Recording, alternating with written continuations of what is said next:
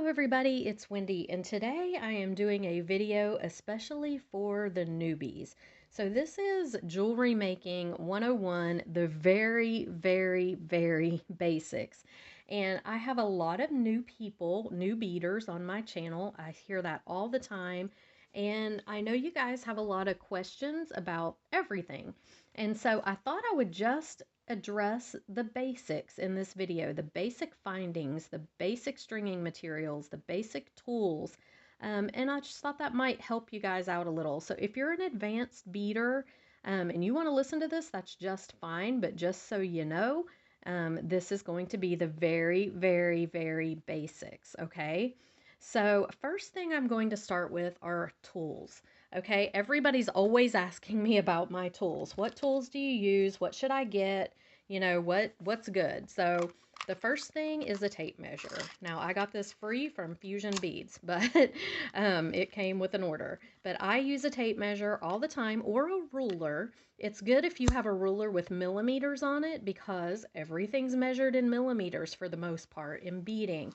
But a tape measure is great because you need to be able to measure lots of things. You know, so that is just an awesome tool to have. I use this all the time. Another thing are chain nose pliers. Now, everybody's always asking. I use these Xuron tools. I love them. It is Xuron.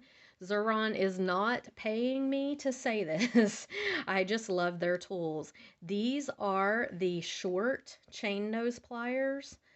Chain nose pliers are flat, and they are good for gripping things. They come in several different sizes. So this is one size. Here's another size. Whoops, these are magnetized. See how thick or big these are compared to these. There's a huge difference. So you can get chain nose pliers in all different sizes, and chain nose just means that they are flat inside here. And good for gripping things. Sometimes you'll use two pair to twist things like this. I also have these bent chain nose pliers. Now, I love these. These are good for reaching in tiny spots.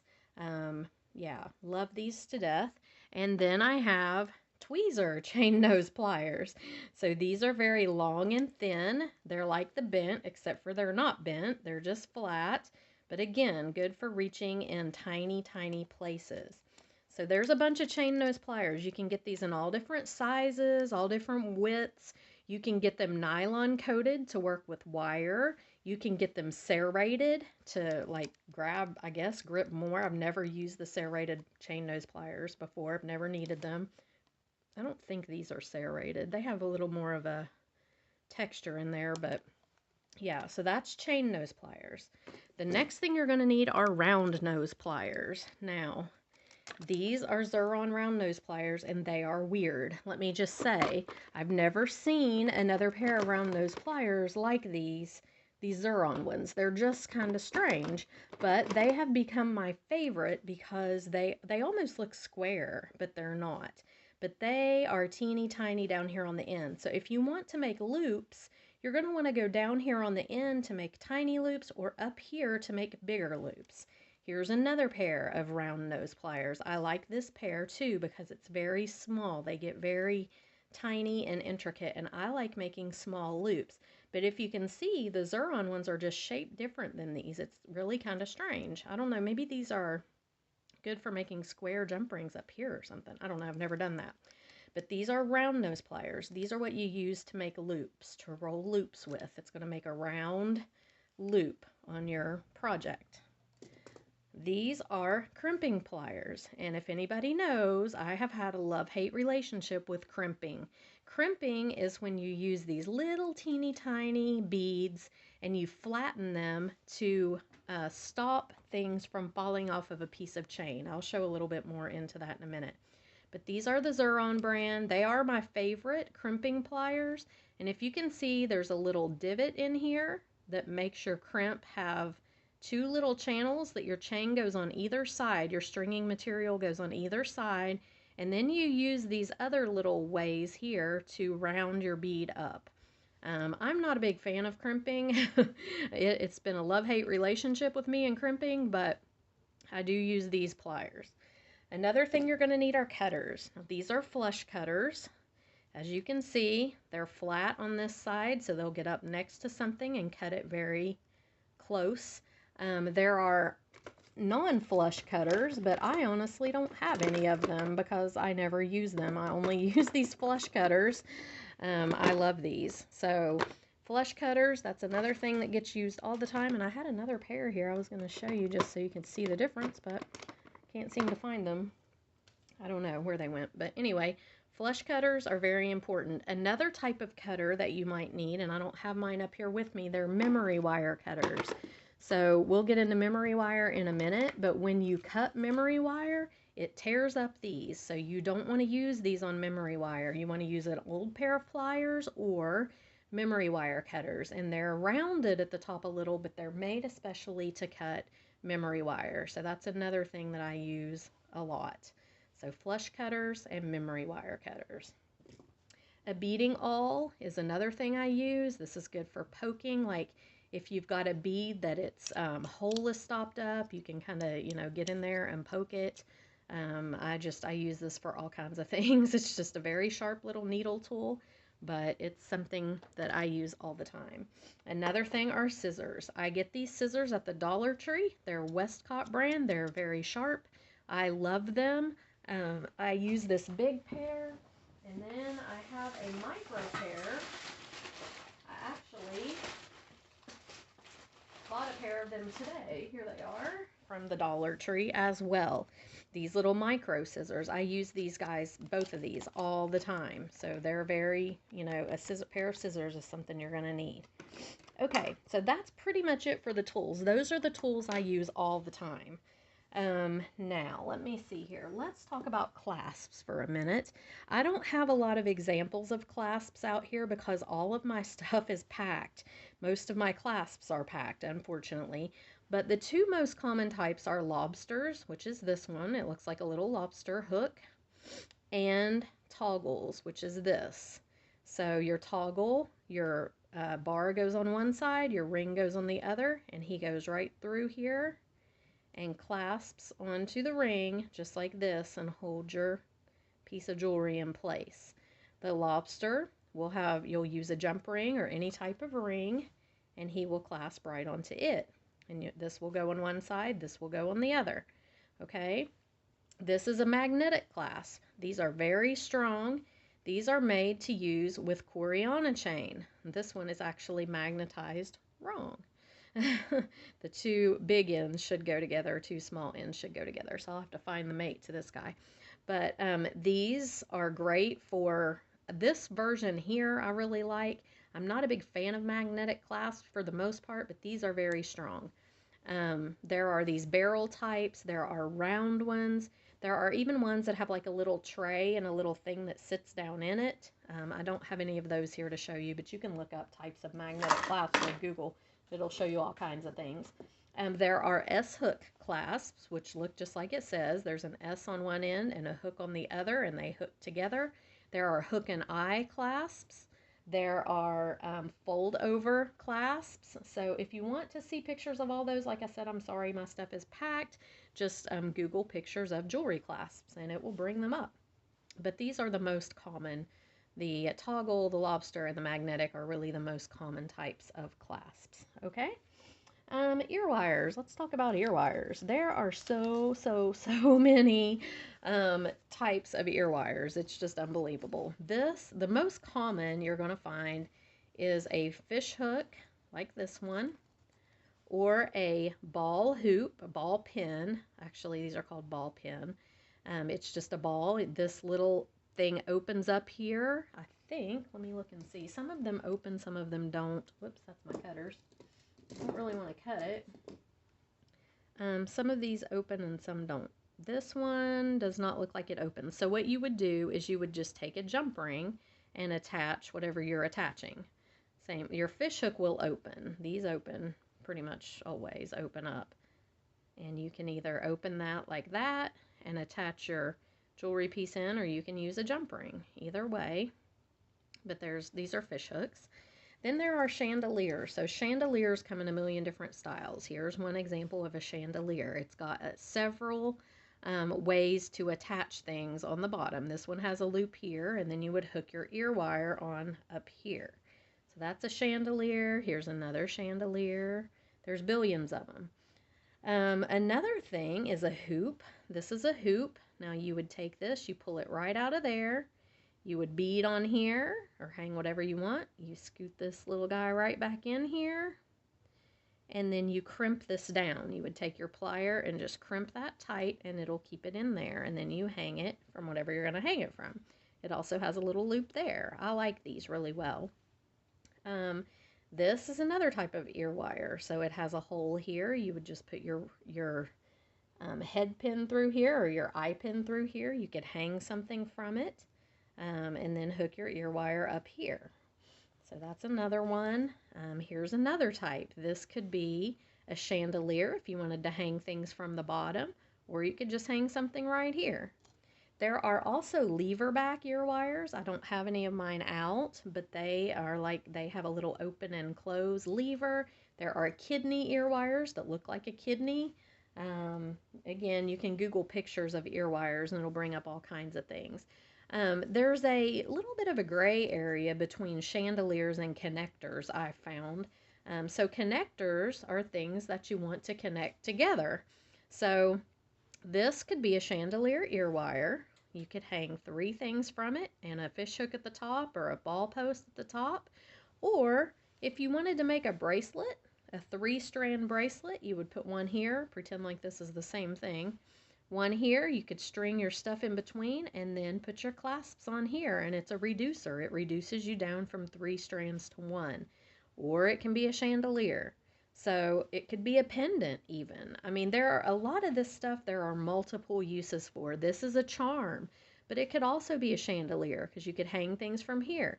It could be a 3-strand reducer.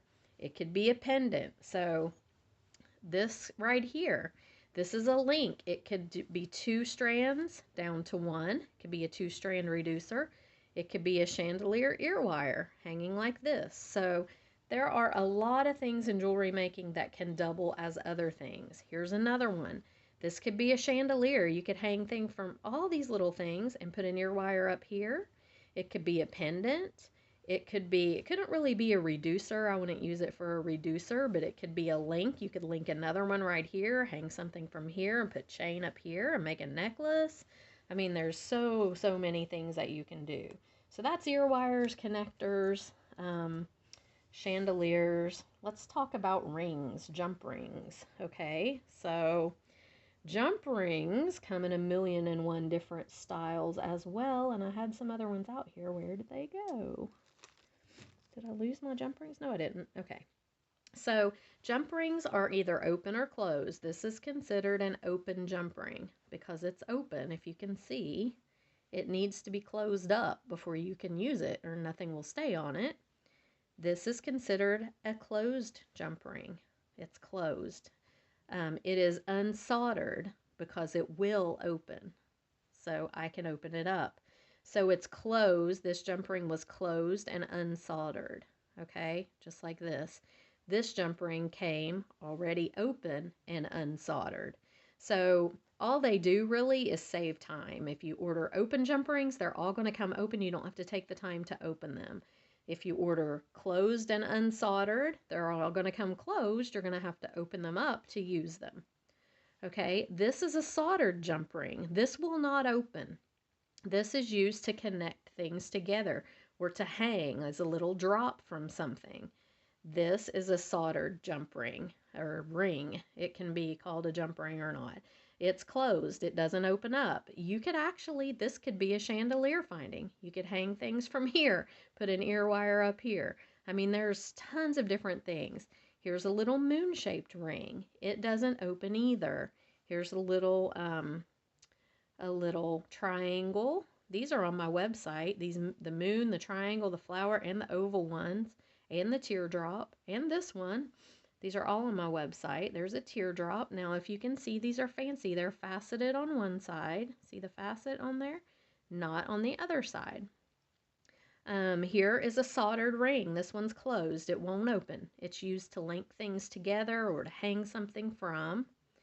This is a twisted jump ring. It is open or closed and unsoldered, so it will open up. You can hook things together with it. Here is a square jump ring. They come in different shapes. So these are open. Now it's open. It was closed and unsoldered, but now it's open and unsoldered. So we've got a square, we've got a oval, and here's round. Okay, this is closed and unsoldered. Now it's open and unsoldered. So that's how jump rings work. They can be either open or closed. The closed ones, like I said, are just used to link things together, the closed and soldered ones.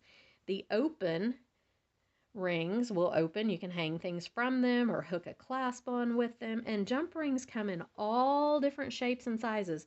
Look at this little tiny one. This is like a 4mm or 3mm jump ring, all the way up to this huge like 20mm jump ring or 18. So they come in all different sizes, different thicknesses, different patterns, different shapes, but they're all used to link things together in your jewelry. So there's open, unsoldered, closed, unsoldered, and then closed and soldered jump rings. That's jump rings. So now let's talk about stringing materials. All right, wire. We have wire. Wire it comes in all different thicknesses. The lower the gauge, the thinner the wire. Or the higher the gauge, the thinner the wire. So this, I believe, is an 18 gauge. No, this is a 22 gauge. So you can see it's not super thin, it's not super thick. 20 gauge would be thicker than this. Okay, so the lower the gauge, the thicker your wire is. I could go up to 32 gauge and it would be very, very thin wire. So the higher the number, the thinner the wire, the lower the number, the thicker the wire. And I had a hard time getting that. But wire comes in all different metals, all different, thicknesses. It's just, there's never ending possibilities with wire. Then we have bead stringing wire. This is bead stringing wire. It's also called tiger tail. Okay, so it comes in different braids. So what this is a bunch of different pieces of metal wire braided together and then coated in like a nylon coating. It's very strong. It comes in all different colors. It even comes in colors like purple and pink and just different colors. I believe it comes in 4 strands, 9 strands, and 49. No, 9 strands, 19 strands, and 49 strands, maybe. I don't know. Obviously, 49 strands would be the thicker one, the best one.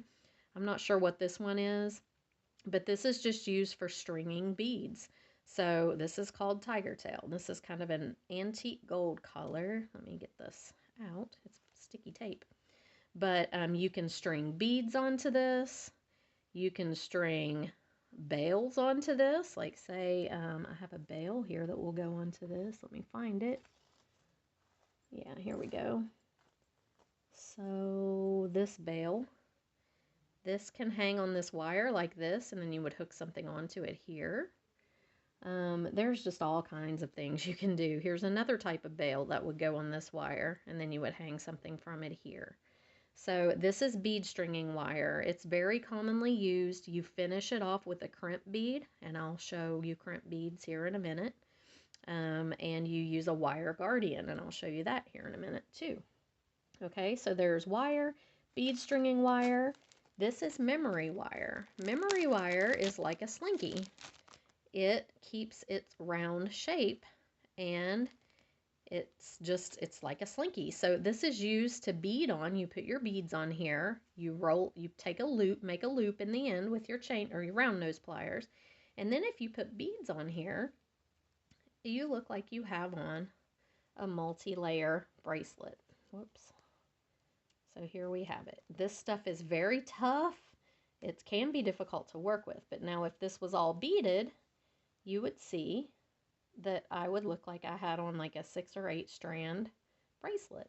So this is good. It comes in necklace size, it comes in ring size, it comes in earring size, and bracelet size. I use the bracelet size the most. It comes in all different metals, and it comes in thicker than this, I believe, but you just take your round nose pliers and you make a loop here, And then you just start stringing your beads on. And when you're done, you make a loop on the other end. And that's memory wire. So it's pretty fun to work with. And then we have beading chain. So this is a beading chain. This is an antique bronze. It is very, very thin, and so a lot of beads will string right onto it. And it's pretty, so it can show without, taking away, detracting from your jewelry piece. So a lot of this bead stringing wire, I like to leave parts of it showing. But it will string most beads. Now, teeny weeny ones it might not string, like these little round ones I've got right here. I doubt will go on here. But a lot of beads will. And so it's really fun to have. Yeah, these are too tiny to go on there. But this I have on my website in this antique bronze and a red copper. And then we go from bead stringing wire into Coriana chain or beading chain. So this is Coriana chain. This I have in like 5 different metal colors on my site, and it strings even smaller beads. The Coriana chain is 0.6 millimeters. It won't take this little one either, I don't think, though. But it will take a little bit smaller ones than the beading chain. But the Coriana chain, like I said, it's 0.6 millimeter. The beading chain, I believe, is 1 millimeter or close to that. So I'd have to look to be sure. But this will even string on these tiny spacer beads. I've put delicas on this. I love this Coriana chain. And like I said, I have it in like 5 different metals on my site. So there's beading chain, the Coriana bead stringing chain. There's something called cup chain. Cup chain usually has rhinestones in it. And it has different colors of rhinestone. You can get all different colors. This one is just the AB coated. And the way that you finish cup chain is with these little connector pieces. So this is a little square. Now this cup chain is too small for this square, but I would need a smaller one or a bigger cup chain. But the basic idea is you set it right down inside here. You can put a little bit of glue in there if you want, and then you fold over. It's got these little prongs on it. You fold over the little prongs and it holds this cup chain in. So this is cup chain, and like I said, it comes in all different sizes, all different, you can get it in red and blue and green, and just, it's really fun to work with too. Okay, and then we have chain, regular chain. So there are all different types of chain. It comes in tiny links, it comes in big links. There's Figaro chain, there's curb chain, there's, just like, here's a really tiny, finely links of chain that you're not going to be able to hardly find jump rings to go through. Then this is a Figaro chain, that's what this one's called. This one is just a curb chain, and then you can get fancy, like this one. Look at this, with like rhinestones or whatever that is. It's beautiful. This is a gunmetal. It comes in all different sizes, all different shapes of links, all different metals. So chain is awesome. I love chain, love working with chain. Okay, and then you have something called Stretch Magic, and I don't have any of the Stretch Magic here with me, but it's a clear elastic stretch cord, and I think it comes in colors too. But it's used to just make like stretchy bracelets or things like that. And I don't use it a whole lot because I don't find it real secure. It kind of bothers me. I'm afraid of it a little bit. So that is another stringing option though. And I think that's really all I can think of right now with stringing. Oh, there's leather. Sorry, there is leather and something called rat tail, which is just like a satin cord. And you can use those to string things on as well. Leather, I usually use like 1 millimeter if I'm going to string things. And you have to do a lot of knotting and stuff with leather, so I don't work with it a whole lot. Okay, so that's some stringing. Let's talk about beads for a minute. So the beads themselves come in all different shapes, all different sizes, all different finishes. The beads are amazing. They're a lot of fun. And I'm just laying a few out here of what I have. I just went and pulled some things out of, like I said, everything is packed. Most of my stuff is packed. But here are beads. So you've got some basic different types of beads. The most common are a regular round bead. They can be called drucks. That just means round in Czech. Or a rondelle, which is kind of like a round bead that's smushed. And they can be faceted or not faceted. This one's faceted. Here's another faceted round bead. This is a non-faceted round bead. So faceted, you're going to have these cuts and all these shimmery. This is hex cut or English cut. It can be called both things. It has multiple facets to it, but it's kind of almost like a bicone shape. So it's called hex cut or English cut. These are bicones. Bicones come very tiny, 2 to 3 millimeter. This is a 4 millimeter. Here's a 6 millimeter, and I even have an 8 millimeter on my website. These are all on my site. But these are bicones. They're kind of like a triangle shape. They don't have as many facets as the hex cut bead does here. Okay, and then there are coin beads. Coin beads are flatter. If you can see this guy, he's flat. He's got a hole drilled through him. Then this is a drop. So a drop, this is just a drop. It would be a briolette if it was drilled side to side. If the hole went from this side to this side instead of front to back, this would be a briolette. And briolettes have to be wire wrapped a lot of times. I don't like them so much. They're kind of hard to work with.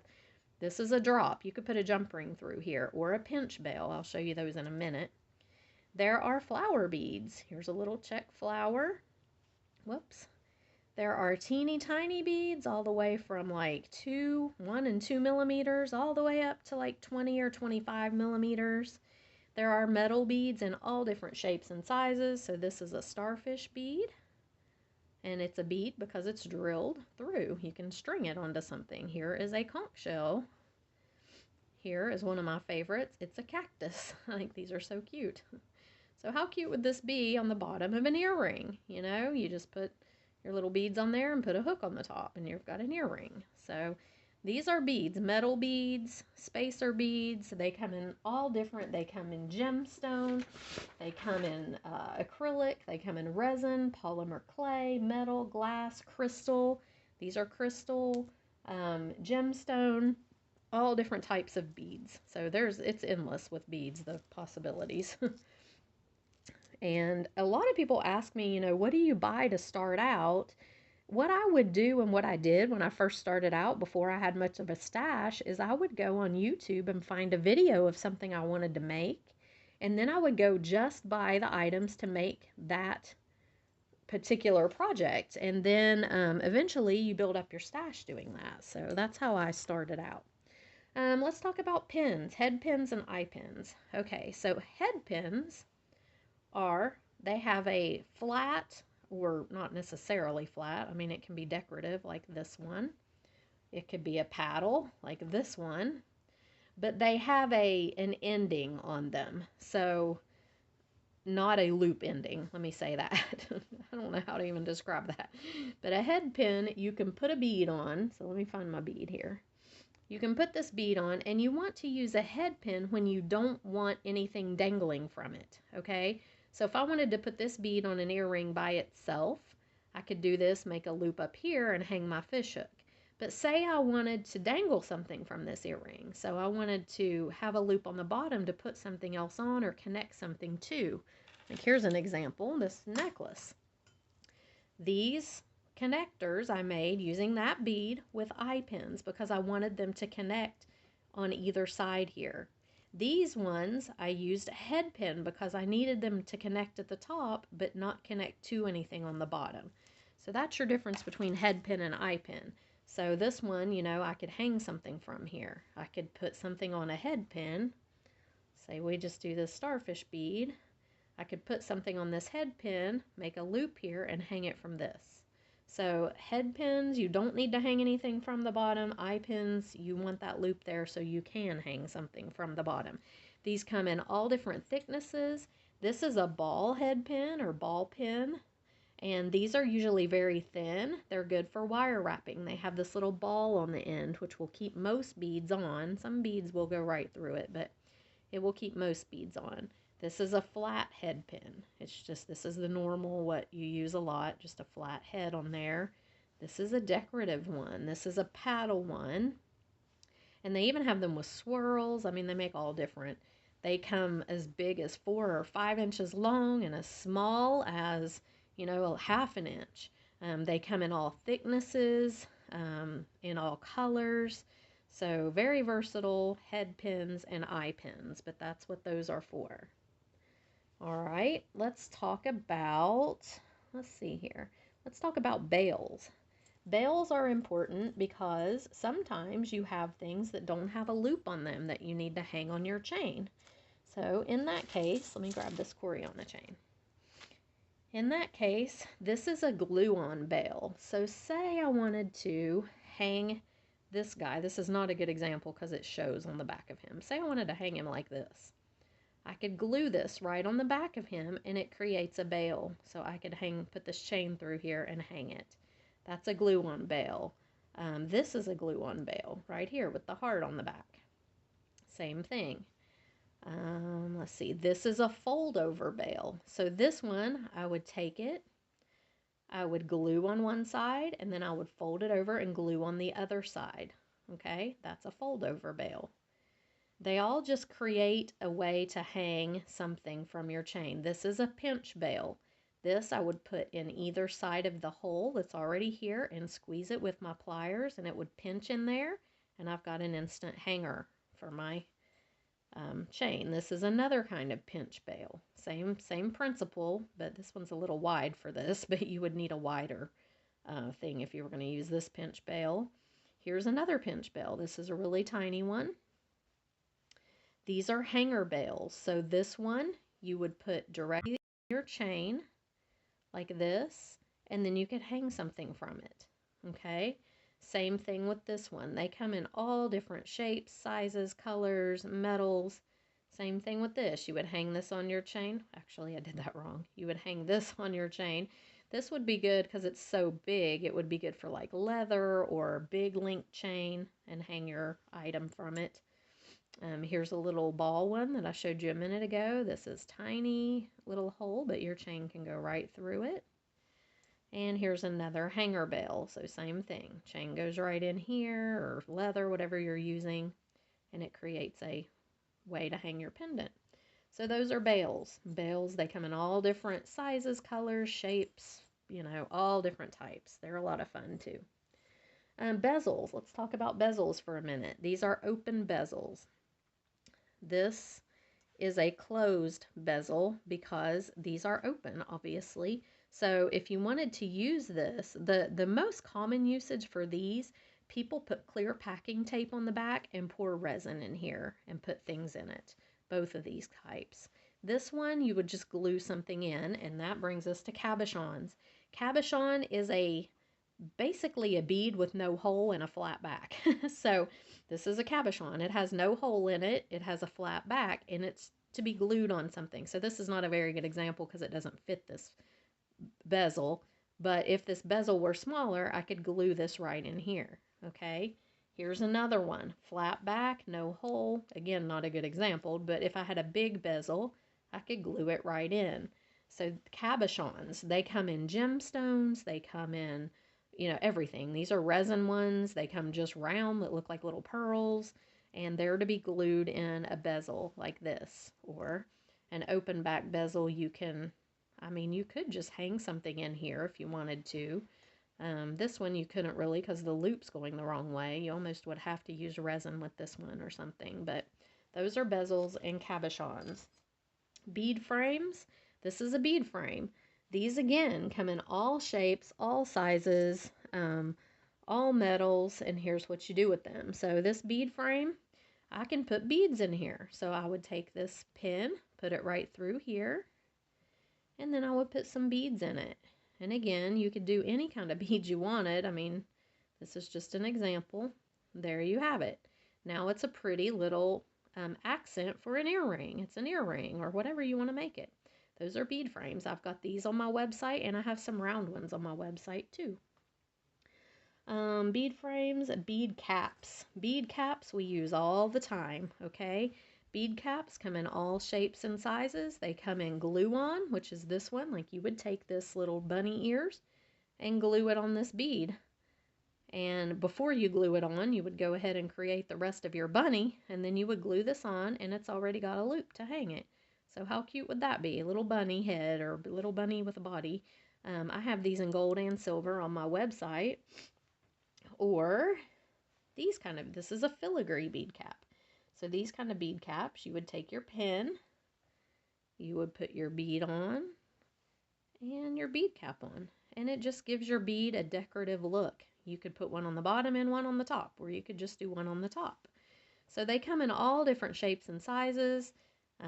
This one you can see, I've got all of these are on my website, all these bead caps. Here's a teeny weeny one. So this type, I love these little tiny ones. You take a little bead and you could put his little bead cap on it. Look how cute that is. It's very tiny. So they go tiny, they go big. They even have decorative ones like this teapot. So for the teapot, I would take my bead cap, put it on, put my bead on, and then put the top on. Oops, this head pins or pin is the hole was too small to stop it, or the hole is too big in this thing for it, just went right through. So let's try this one. Okay, so here I would put my bead in there, and I've got a little teapot. This hex cut bead's not really good for it. Let me try this one's probably too small. I think you need like an 8mm bead in here, but anyway, you get the general idea. Make a cute little pair of earrings, and these are on my website as well, in gold and silver. So that's bead caps. There's all kinds of different ones. There's like these flowery ones. They're just fun to play with. I love to add bead caps. I feel like it really adds a lot to your jewelry. Okay, Terminators. Let's talk about Terminators real quick here. We're almost done. I just kind of wanted to go over the basics with everybody. So Terminators. Okay, so we've got ribbon ends. So these you could use on a loom bracelet, like a bracelet that you've beaded and it needs an ending. You would put it in there, put some glue and clamp it shut. Or this could be used on a ribbon. It's called a ribbon end. They come in all different shapes and sizes and colors. So that's those. This is a fold over end. So say I had some thick leather, I would put it in here with a little glue. And then you take your pliers and you fold these over the leather, and it makes a loop where you can hang your clasp. This is another type of fold over one. I've got these on my website, these smaller ones. You put your leather in there, your cord, whatever, a little glue, and then you fold these sides over. This is a glue in terminator. So you would take your leather and just glue it right in there. You could do Coriana chain in this, but I don't really like to. That end of the chain is messed up because I feel like it's too thin, but a lot of people, I feel like the chain is too thin and would come out, but a lot of people were telling me, oh, you can glue your Coriana chain in there, but you'd have to use an awful lot of glue, and I don't think I would trust that. So that's that kind. This is a fold down and over, so you would take your leather or cord, ribbon would be better in this one, fold this down and then fold these over, and you've got your ending. There's another one of those. Here are a couple of the cord ends. Sometimes they'll come attached to a clasp already. These are clamshells, which brings us to crimp beads. So clamshells are used with crimp beads. They're usually used on this beading chain or the Coriana chain. You take your clamshell. If you see it has a hole in the bottom here, you put it right on your chain. You take your crimp bead or crimp tube and put it on. Then you would crimp this down, you would move this up, and once your bead's crimped down, it won't move, and then you close your clamshell right over it and cut the chain, or do it right down here at the end, and you've got a perfectly good ending. These come in this kind with the closed loop.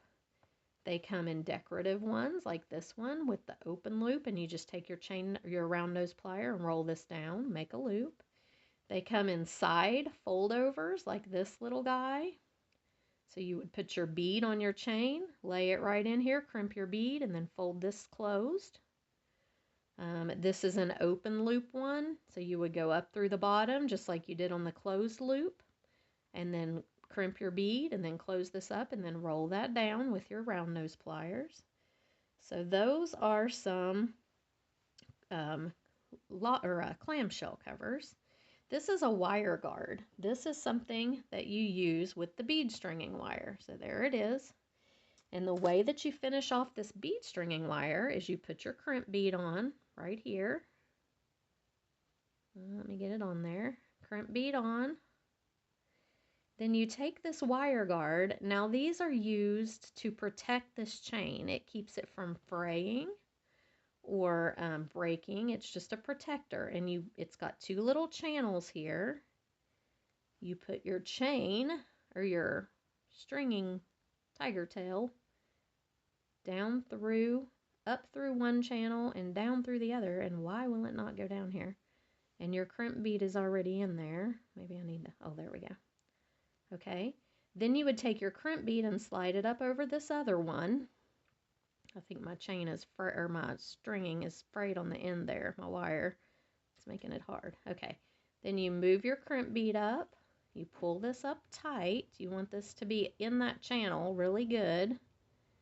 And then you would crimp this down. And this is going to protect your wire from fraying and also give you a place to hang your clasp. So that's a wire guard. Now this is a crimp bead. These come in all different sizes. This is a tiny one.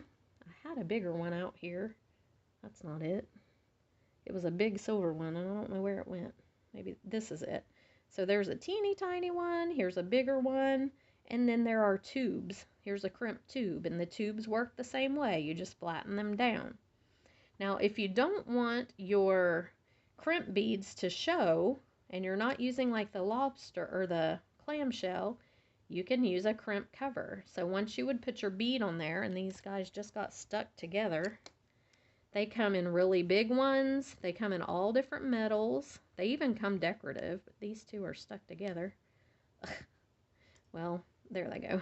These are smaller ones. So once you would crimp your bead down on your chain, you would take this little guy, just put him right over top of your bead like Pac-Man and squeeze him closed, and he covers up your crimp bead and is supposed to make it pretty. So that's a lot of Terminators, crimp beads, crimp tubes, and crimp covers, and wire guards.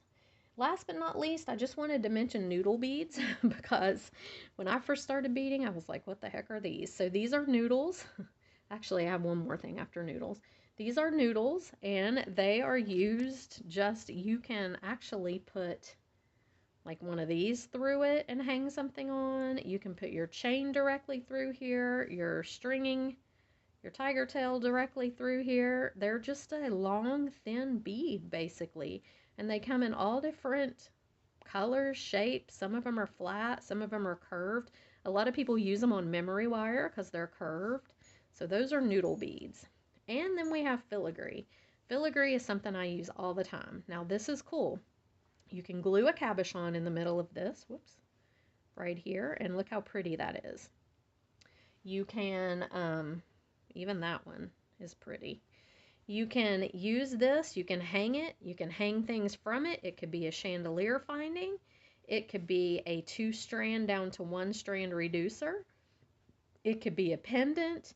It could be all kinds of different things. And if you get creative, you can take your filigree bead caps and you can smash them down, just flatten them out, and they can become filigree as well. You can layer it. You could glue a little rhinestone in the middle. You layer or glue these together, put a little rhinestone in the middle. There's just tons of things you can do with filigree. I love working with filigree. So I think that's it for the very first episode of Beading 101. And I'm sure there's stuff I've forgotten and left out, but I hope this helped. Oh, I wanted to go over the colors of metal really quick. So metal is used in everything: beads, chain, filigree, your findings, your ear wires, your pins, and there are lots of different colors. There is gunmetal, which is a dark, almost like a black. This is gunmetal right here. Okay, so it's dark. There is silver, and there's all different finishes of silver. So this is a platinum or a bright silver. This would be more of an antique silver. Okay. There is gold. This would be a bright gold. There's more yellowy gold. See, these are all kind of the same. I don't really like the real orangey gold, but there's orangey gold. There's a gold called KC gold, which is kind of a lighter gold. There's an antique gold. There is rose gold, which is this. There is antique, this is bronze, antique bronze. This is red copper. There is antique gold.